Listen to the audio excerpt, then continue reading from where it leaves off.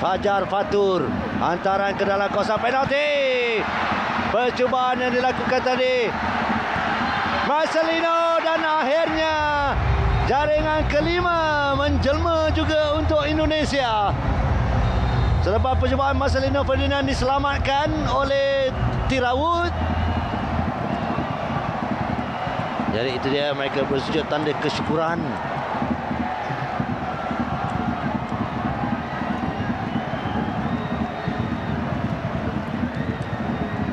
Itu dia jaringan untuk mengesahkan kedudukan mereka yang selesa terduduk.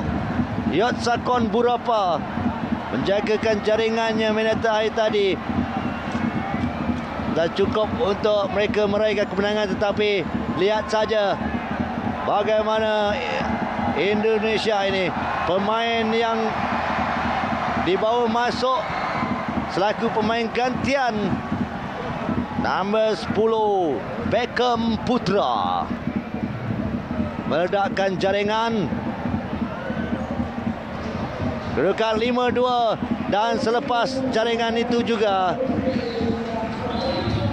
pengadil terus meniup whistle dengan nada yang panjang untuk mengesahkan kemenangan bagi pasukan Indonesia untuk merangkul pingat emas setelah kali terakhir mereka dikalungkan pingat emas 32 tahun lalu ketika Sukan Asia Tenggara yang berlangsung di Manila, Filipina.